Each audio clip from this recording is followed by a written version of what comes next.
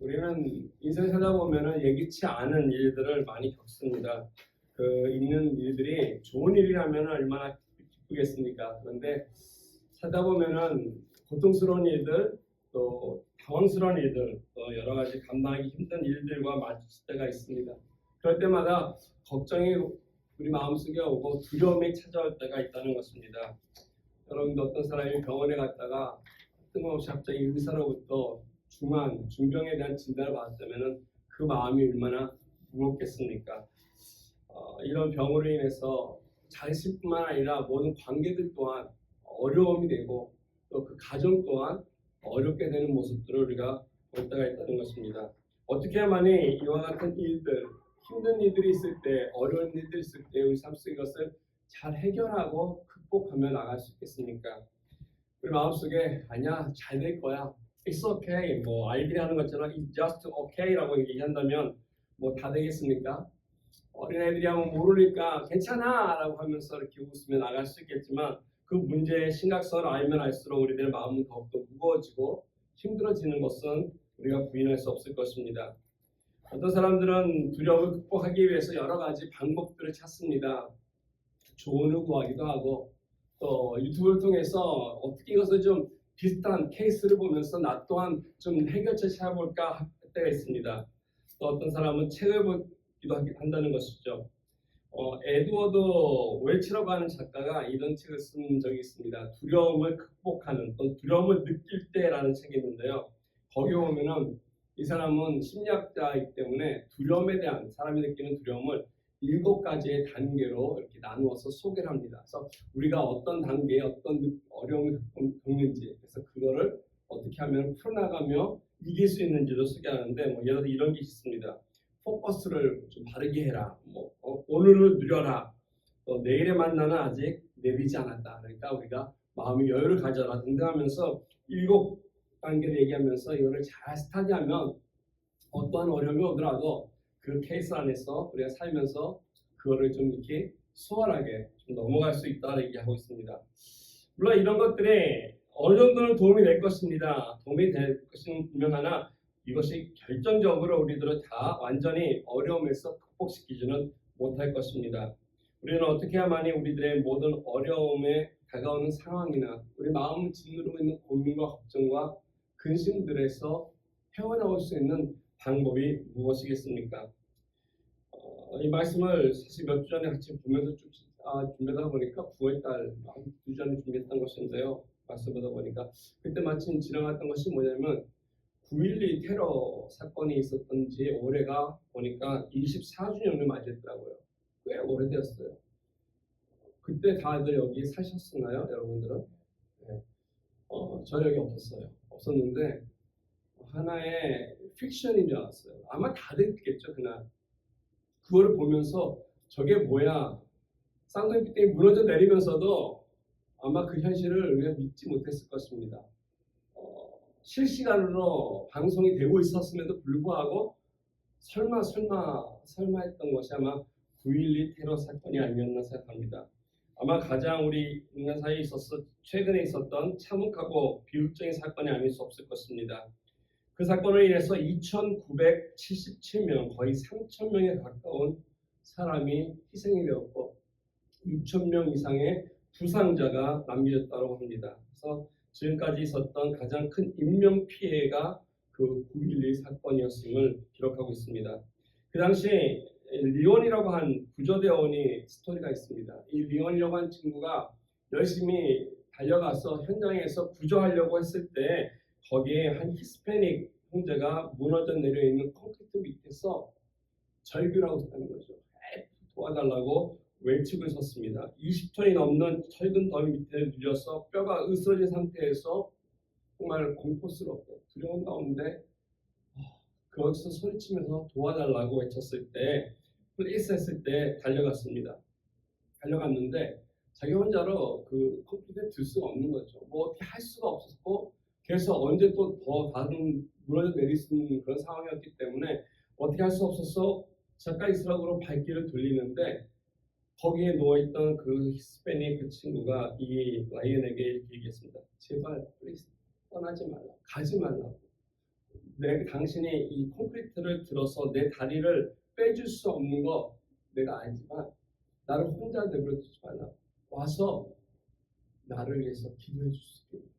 옆에 앉아서 나를 위해서 기도를 해줄 수 있지 않냐라면서 간절히 부탁했습니다. 그래서 이 라이언이 와서 그 옆에 그 친구의 손을 잡고 그리고 기도를 드렸다는 것입니다.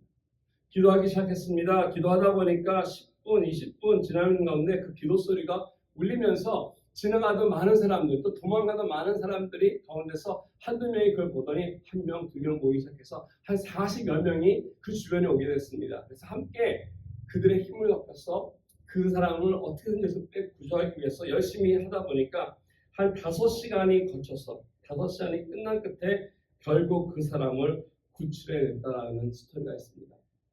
여러분, 무엇이 그 20톤의 철근 콘크리트 밑에 깔린 그 사람을 살려냈겠습니까?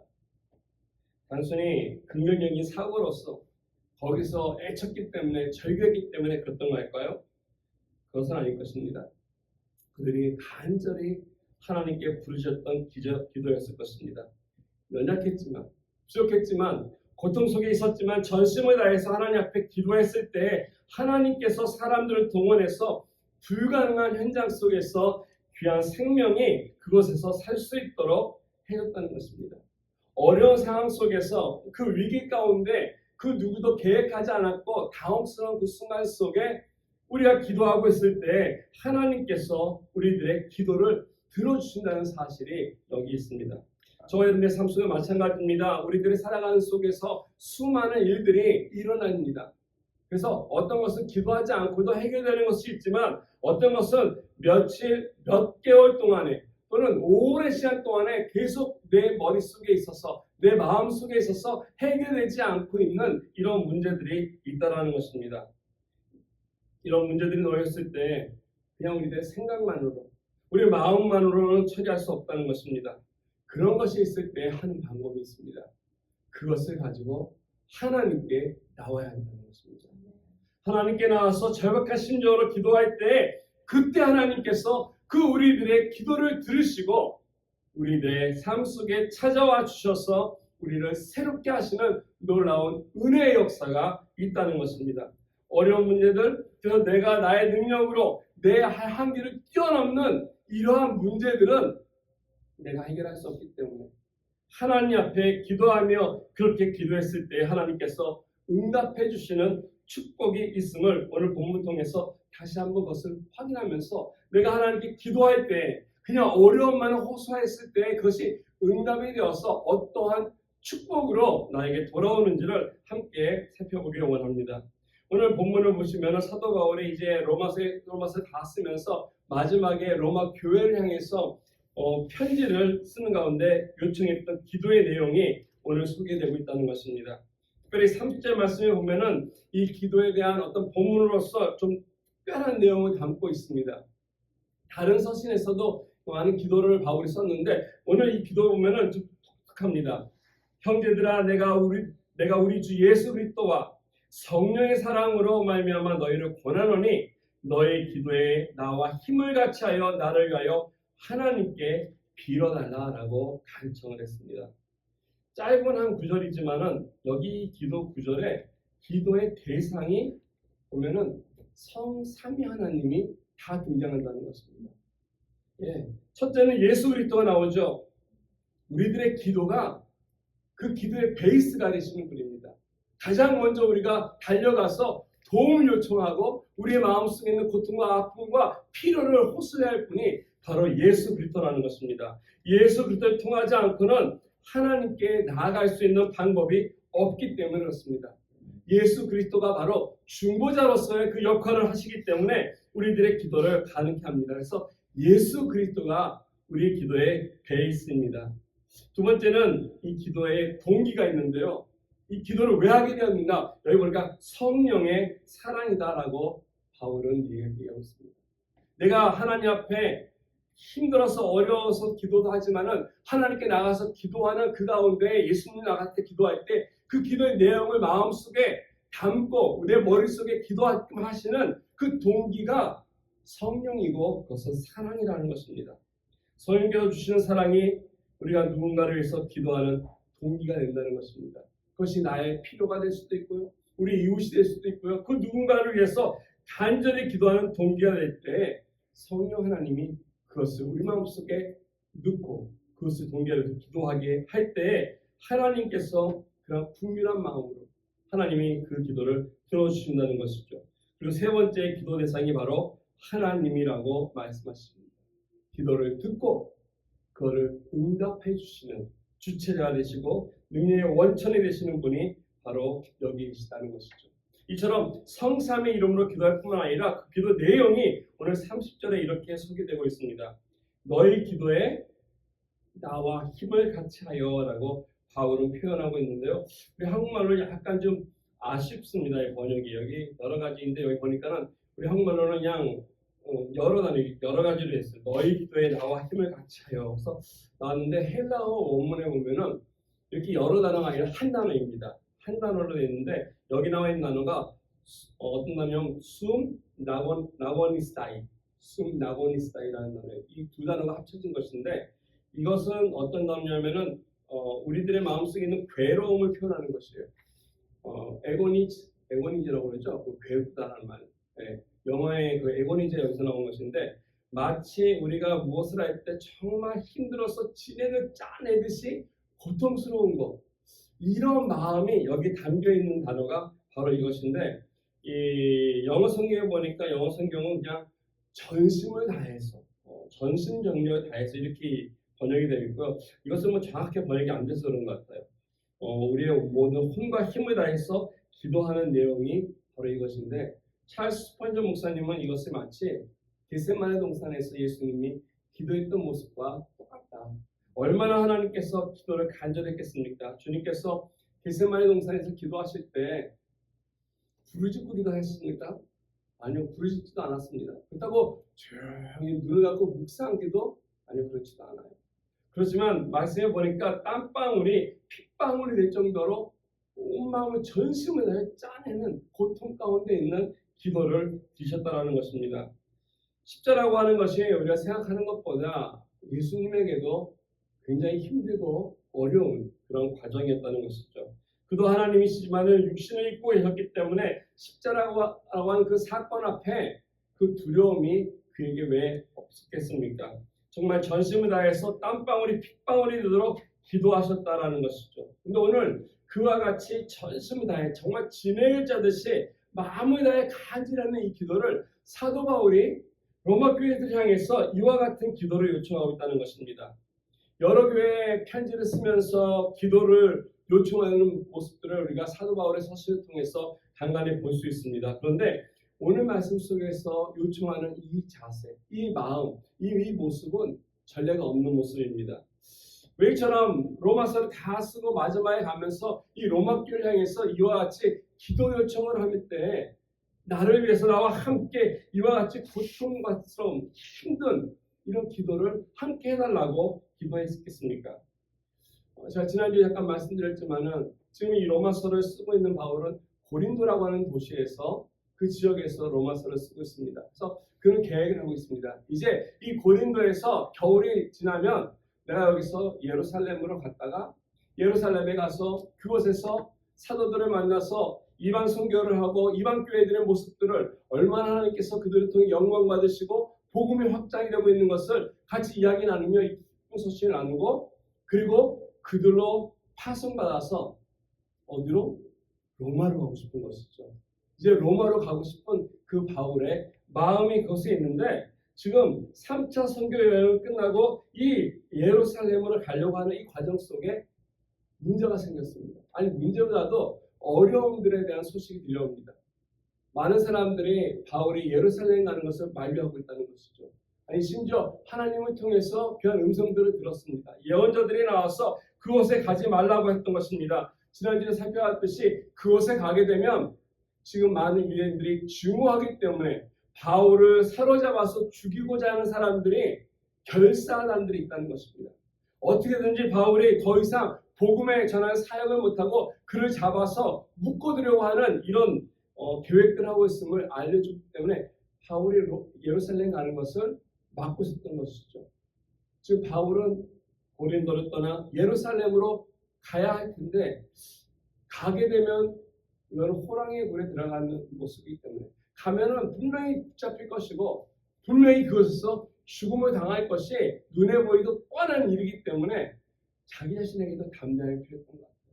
마지막 여행이 될 수도 있지 않을까. 자기는 로마까지 가고 더 멀리까지 가고 싶은 마음, 간절한 마음이 있는데 혹 자기가 예루살렘에 가서 더 이상 사역이 이어지지 못하고 거기서 생을 마치지 않을까 하는 그러한 근심과 걱정과 두려움이 그에게 있었기 때문에 오늘 사도 바울이 이와 같은 어려운 상황을 두고서 바울이 이 로마에 있는 교인들을 위해서 그들에게 기도 요청을 했다는 것입니다.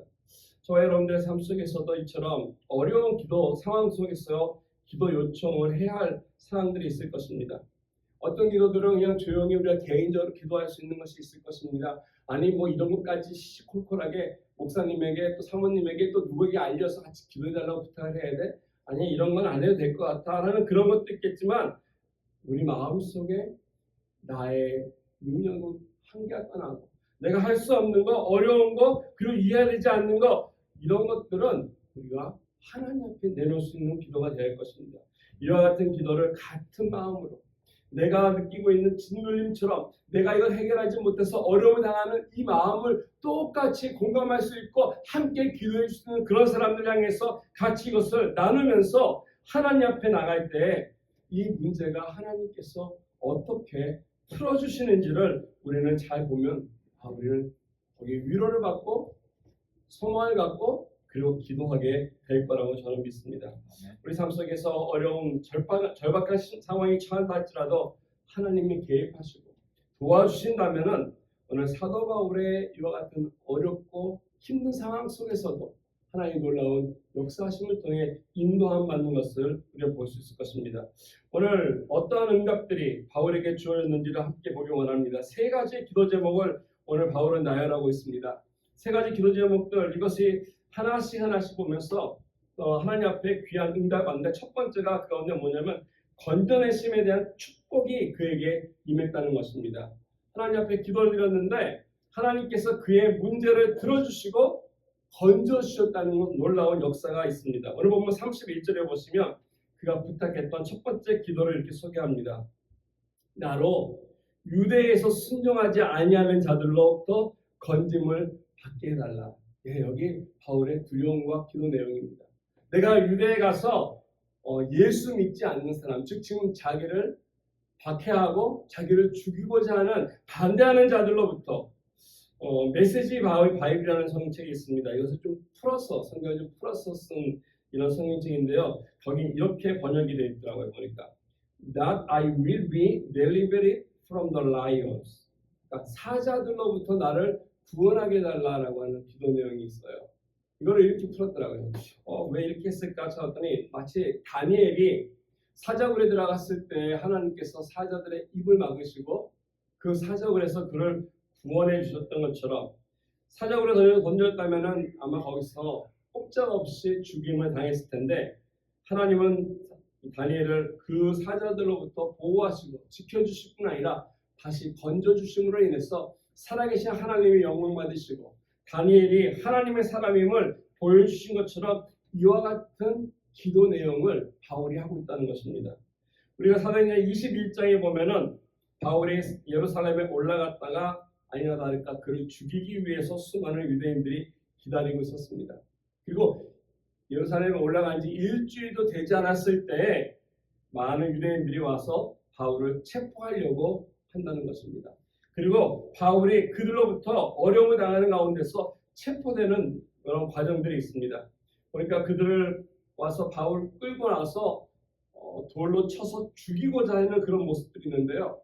돌에 맞아 죽기 전에 하나님께서 하신 일들이 그 가운데 있습니다. 사도행전 22장 31절 말씀에 보면 재밌는 표현이 나오는데 그들이 그를 죽이려 할 때라고 하고 있어요. 사로잡혔습니다. 그가 두려워했던 대로 정말로 하나님이 말씀하신 대로 그가 거기 붙들만 되었습니다. 붙잡혔습니다. 붙잡혀서 죽이려고 했을 때 그 순간에 이 기도가 응답이 됐다는 것입니다. 어떻게요? 하나님이 로마 군대 천부장을 보내셨습니다. 그래서 로마 군대를 보내셔서 백부장을 통하여서 천부장이 백부장에 보내서 북도들을 그 안에서 물리치고 바울을 건져준 것입니다.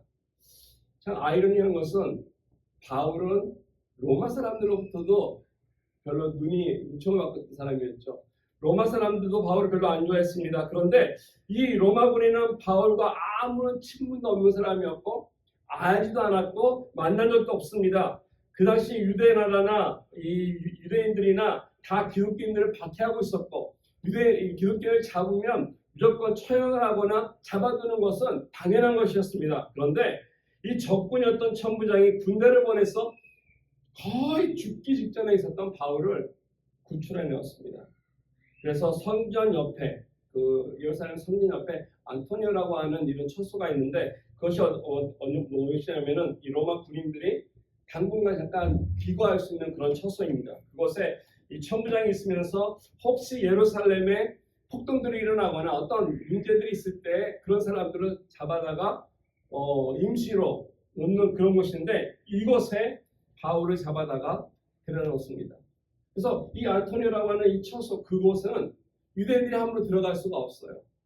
로마 사람들에게만 허락되어 있는 것입니다. 그래서 어떻게 보면은 지금 로마 사람들이 와 있기 때문에 바울이 더 어려운 공국에 처했다라고 생각할 수 있는데 그것이 아니라 지금 로마 군인들이 바울이 죽을 수밖에 없는 상황에서 유대인들의 폭도들로부터 죽게 되었을 때 오히려 거기서 그를 끄집어내어서 가장 안전한 곳, 예루살렘에서 가장 안전한 곳으로 바울을 모셨다는 것입니다. 하나님께서 바울이 죽임당하기 전에 이와 같이 기막힌 타이밍을 통해서 로마 군대를 보내서 이와 같은 요새로 했다는 것이죠. 여기서 끝나지 않았습니다. 지금 바울은 이 예루살렘에 머무는 동안에 얼마나 오래될지 모르겠지만 어느 순간에 그것을 나와야 될 것이 아니겠습니까?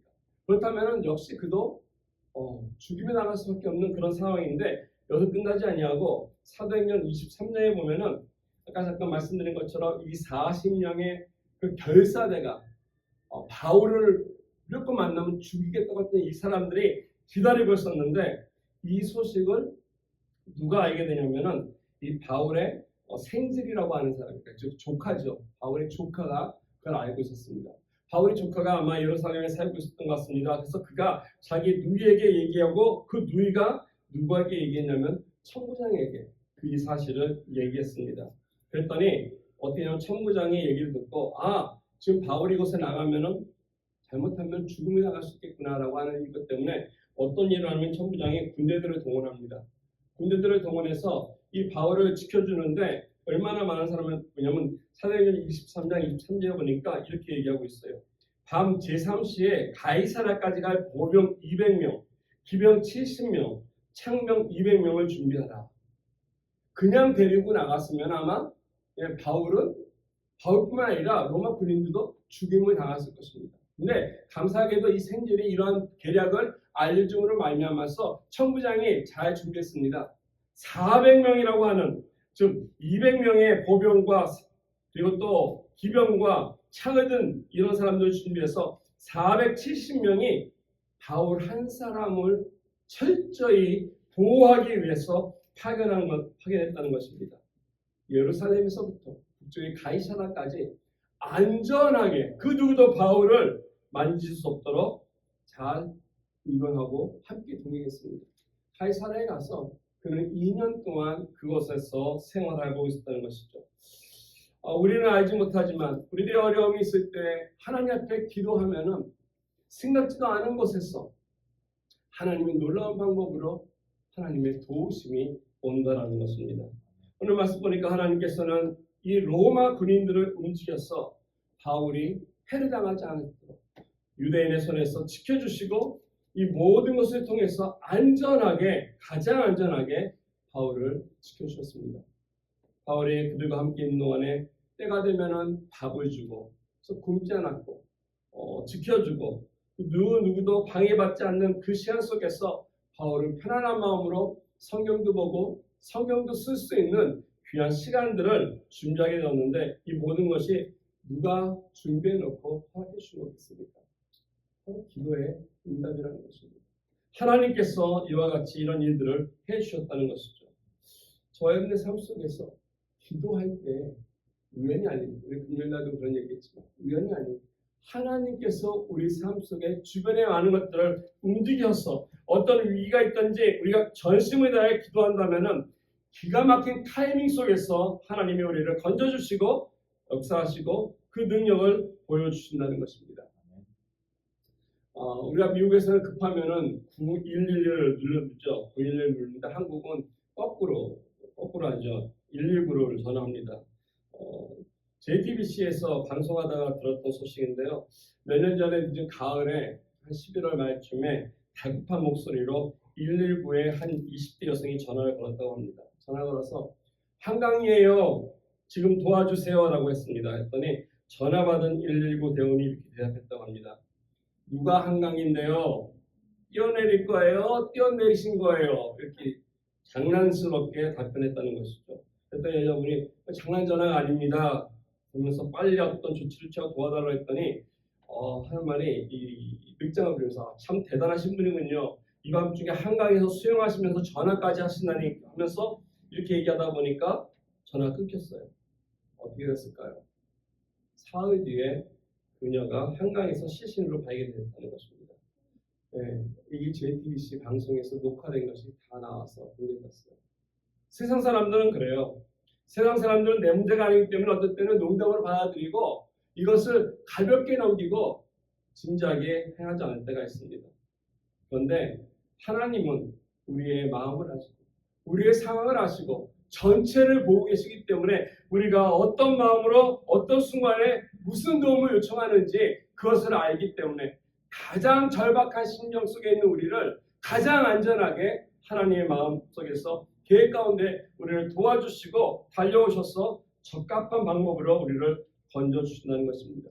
우리의 위기 속에서 우리를 외면치 아니하시고 우리가 하나님 앞에 나아간다면은 1차적으로 하나님은 우리를 건져주시는, 그래서 하나님도 영광 받으시고 우리들의 삶을 통해서 하나님께서 계속해서 확인시켜 주시며 이끌어 가시는 놀라운 역사가 있다라는 것입니다. 두 번째로 우리가 또 기도할 때 일어나는 일이 있습니다. 그것은 바로 딴 것이 아니라 오늘 말씀 속에서 관계성에 대한 축복이 우리 삶 속에 주어진다는 것입니다. 하나님께 기도할 때, 간절히 기도할 때 우리들의 관계가 회복이 되는 사실이 오늘 말씀 속에서 주어집니다. 오늘 31절을 계속 보시면 사도 바울이 구했던 두 번째 기도 제목이 거기 잘 소개가 되고 있습니다. 두 번째 기도 제목이 뭐니까 또 예루살렘에 대해서 내가 섬기는 일을 성도들이 받을 만하게 해달라라고 얘기하고 있어요. 예루살렘에 대해서 내가 섬기는 일이다라고 바울이 이야기하고 있는데 예루살렘에 가서 바울이 섬기는 일이 어떤 일이었겠습니까? 지난주에 제가 말씀드린 것처럼 지금 고린도에서 예루살렘에 가서 그가 갈 때 그냥 빈손으로 가는 것이 아니라 이방 교회들로부터 헌금을 모았습니다. 귀한 도네이션을 받았죠. 왜? 예루살렘의 어려움 때문에 예루살렘에 있는 많은 성도들이 힘들어하고 굶주려 있다는 소식이 들었기 때문에 그들을 도와주기 위해서 헌금을 전달하기 위해서 모금한 것이 있습니다. 어떤 사람들은 이것을 그냥 단순히 그냥 돈만을 전달한 것이다라고 생각할지 모르지만 이건 단순한 그냥 돈이 아닙니다. 이건 이방 사람들이 유대인들을 향한 이스라엘에 있는 이 크리스천들을 향한 사랑의 마음이라고 얘기할 수 있습니다. 그동안에 알게 모르게 이방인들과 유대인들과의 관계가 서먹서먹하고 원만하지 못했기 때문에 복음이 이방인들에게 가는 것조차도 아직도 이 유대인들은 잘 용납이 안 되고 이해가 되지 않았던 상황이었기 때문에 그런 것을 알고 있던 이 이방인들도 유대인들에 대한 모습이 그렇게 편하지는 않았다는 것입니다. 그런데 이와 같은 오해가 있던 것이 오늘 바울이 그들을 향해서 가져갔던 이 귀한 예물을 통해 이 정성 속에 사랑이 있었기 때문에 예루살렘 교회에 올라가고 싶었던 마음을 통해서 그들에게 이것을 보여주셨을 때 그들이 잘 아cep다기를 잘 받아들이기를 간절히 기도했다는 것입니다. 만약에 유대인들이 자존심을 내세우고 아니 왜 이런 걸 우리에게 보냐 하면서 이것을 그들이 리젝하고 거부했다면 어떤 일이 일어났겠습니까? 이 이방 교회들이 귀한 것을 모아서 보냈는데 다른 유대인들이라면 마치 정말 개처럼 정말 이 멸시하는 이방인들이었기 때문에 그들의 도움을 거절할 수도 있었음에도 불구하고 예루살렘 교회가 이것을 기쁨으로 감사함으로 받을 수 있도록 기도드렸다는 것입니다. 한 걸음 더 나가서 이것이 바로 하나님 앞에 예수님께서 원하시는 것처럼 복음이 온 땅까지 이룰 수 있도록 하는 기초가 될 수 있는 이 귀한 기도를 오늘 사도 바울이 로마 교인들과 함께 나누기를 원했던 것이죠. 이 정성이 받아들이게 해달라고 기도했고 전달이 될 수 있도록 기도했고 전달이 되었을 때 그동안의 유대인들은 자기네들의 어떤 자존심 또는 자기네들의 법을 요구하고 강조했던 것에서 이제 돌이키고 하나님께서 이방인들에게도 긍휼을 베푸시고 은혜 베푸시고 구원을 베푸신다고 하는 사실을 깨달으면서 바울이 대해서 잘못 알고 있었던 소위 어떤 페이크 뉴스, 잘못된 가짜 뉴스 같은 것들, 바울이 행했던 이 많은 일들에 대한 오해들이 풀려지게 되었고 그리고 하나가 되는 귀한 일이 있었다는 것입니다. 관계를 풀어나가는 것이 이렇다는 것이죠. 오해가 참 많습니다. 어렵습니다. 사도행전 21장 17절에서 21절 말씀에 오면은 이런 일이 있다는 것이죠. 예루살렘에 도착했을 때 형제들이 나와서 이 바울을 어떻게 했냐면은 잘 영접했다라고 하는 말씀이 기록되고 있습니다. 그러니까는 그들에게 돌아왔을 때 예루살렘에 왔을 때 그냥 온 것이 아니라 와가지고 하나님 앞에 이 했던 많은 이들을 보고하기 위해 때 돌아왔던 이 바울을 냉랭하게 대한 것이 아니라 예루살렘 지도자들이 듣고 받아들이고 그 보고를 듣고 그리고 무엇을 했냐면 하나님께 영광을 돌렸다라고 성경은 기록하고 있습니다. 다른 말로 하면은 바울이 했던 그 수고가 헛된 것이 아니다. 지난날 그가 1차, 2차, 3차 여러 차례 다니면서 이방 땅을 밟으면서 그들에게 행했던 이 따뜻한 복음을 전하는 것이 그리고 지금 그들 통해 가지고 온 이 귀한 헌금이 이 예루살렘에 있었던 그들의 크리스천들의 마음을 예루살렘 성도들의 마음을 무너뜨리고 복음 안에서 하나가 되게 하는 이 귀한 일이 일어난 것입니다. 그냥 가지고 왔을 때 가지고 왔구나 고맙습니다 끝날 수도 있었으나 이것이 되기 위해서 바울은 로마 교회를 향해서 같이 기도해달라고 요청했다는 것이죠. 이 기도가 이루어진 것을 우리가 사도행전을 통해서도 확인해 볼 수 있고 그 역사 속에서 어떻게 하나님께서 이것을 아름답게 받아들이면서 두 교회들이 양쪽에 있는 모든 교회들이 하나님 앞에 그 관계가 회복될 뿐 아니라 하나가 되어가는 것을 우리는 볼 수 있다는 것입니다. 우리는 살아가면서 인간의 관계 속에서 상처를 주기도 하고 받기도 합니다. 그래서 참 힘듭니다. 아픕니다. 그래서 잘 만나기도 쉽지 않은 이런 일들이 많이 있지 않습니까? 며칠 전에 어떤 뭘 보다가 대사가 하나 있더라고요. 어떤 대사가 있냐면은 이 세상의 많은 법들은 다 유효기간이라는 거죠. 시간이 지나면은 뭐라 하죠? 공소시효가 있다고 하죠. 공소시효가 있는데 관계로 인해서 닫혀진 이 마음의 상처의 관계, 즉 자녀를 먼저 세상에 떠나게 보냈던 것이다. 또는 이 마음에 받았던 이런 상처들은 시간이 지나도 공소시효가 없다는 것입니다. 이 공소시효가 없는 그 상처들과 그 아픔들을 어떻게 우리가 회복될 수 있겠습니까?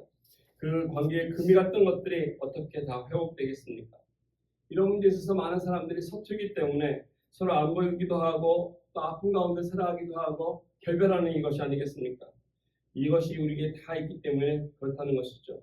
그래서 우리가 자주 하는 말 중에 이런 것이 있다고 합니다. 화가들이 그림을 그린 가운데 싫어하는 그림이 화가들은 인물을 그리는 것을 싫어한다고 그래요. 다른 그냥 사물을 그리는 건 잘 괜찮은데 사물을 그리면 멋있다 예쁘다 그러는데 인물을 그리면은 평가한다고 합니다.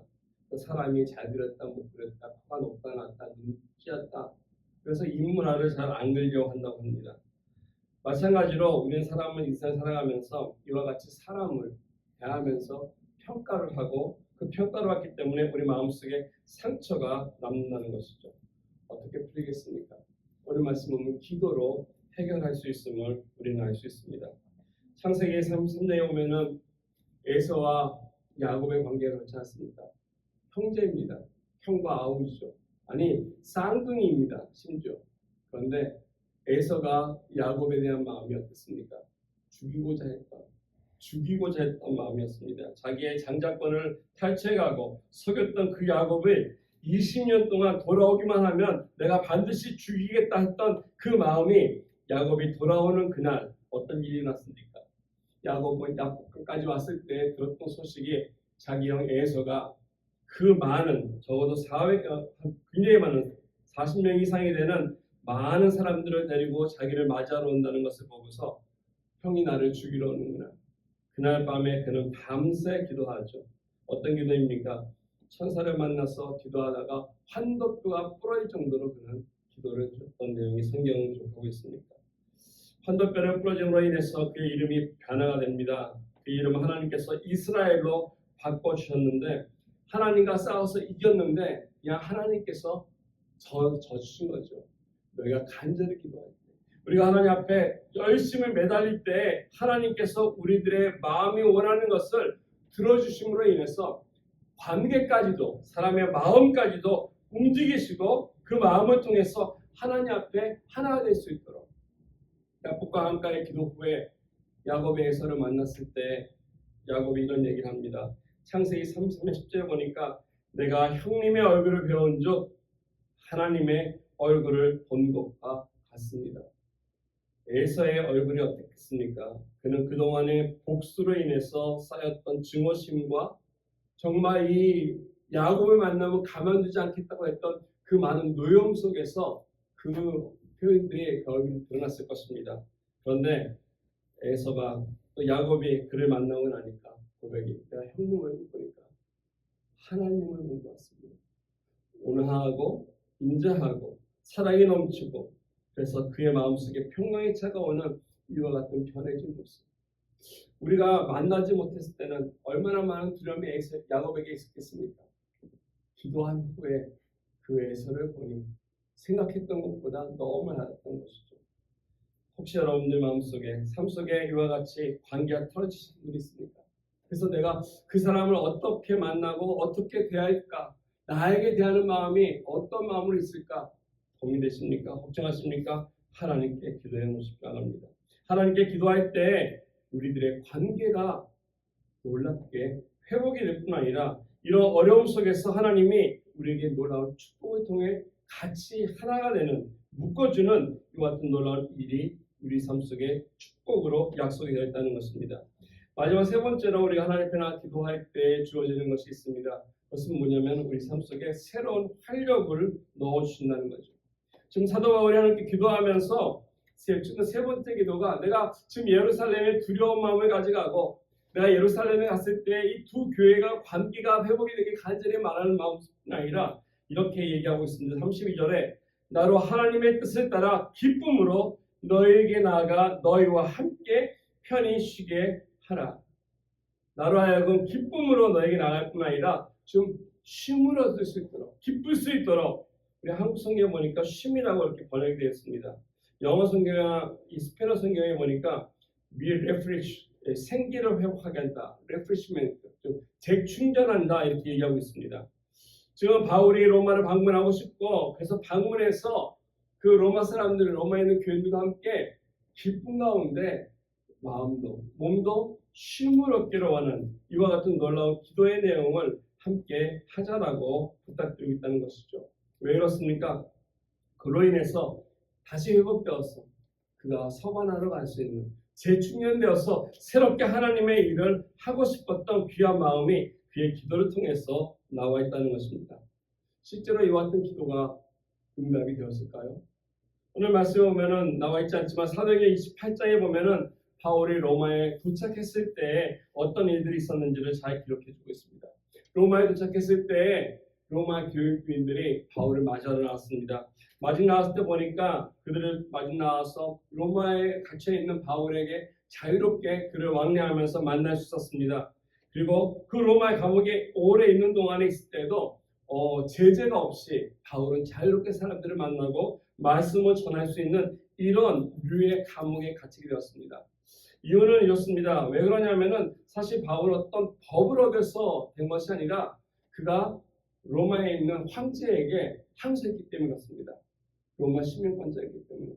로마 시민권자였기 때문에 어떤 법에 대해서 어떤 어려움에 있었을 때 이걸 해결하기 위해 황제에게 항소하면은 황제가 그걸 듣고 판결을 내려주기 때문에 이는 범죄인이 아니라 황제 앞에 항소하는 사람으로서 보호를 받고 그리고 인도함 받기 때문에 그런 류의 사람들이 머물 수 있는 것이 따로 준비되어 있다는 것이죠. 그래서 그가 로마에 갔을 때 한 죄인이 아니라 로마 시민으로서 황제에게 직접 항의할 수 있는 그런 사람들이 있는 곳에 있었기 때문에 그런 감옥이었기 때문에 자유롭게 시위 대회들을 만날 수 있었고 자유롭게 왕래하는 사람도 만날 수 있었고 이야기하면서 복음을 전할 수 있는 기회를 얻을 수 있었다는 것입니다.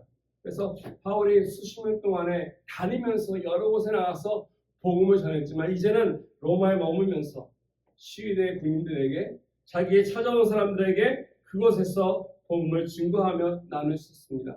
뿐만 아니라 그 옆에 있었던 감옥들을 방문하면서 많은 죄수들에게도 복음을 전하면서 그곳에서 귀한 사람을 만나지 않습니까? 오네시모를 그곳에서 만나게 되었습니다.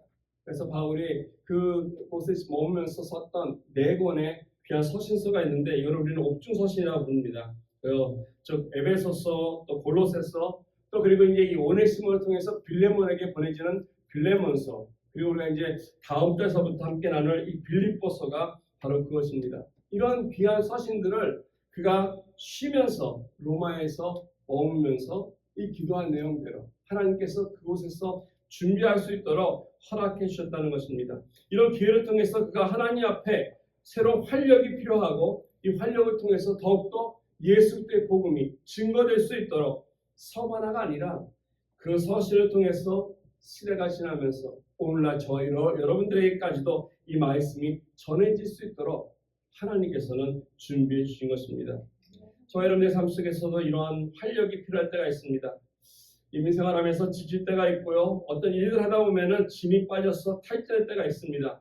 그때 하나님이 주시는 내가 준비하는 휴가가 아니라 하나님이 나를 쉬게끔 하시는, 그래서 이 쉼을 통해서 새로운 활력이 아니라 하나님이 주시는 새로운 비전 또한 바라볼 수 있는 이와 같은 쉼이 우리에게 있어야 할 것입니다.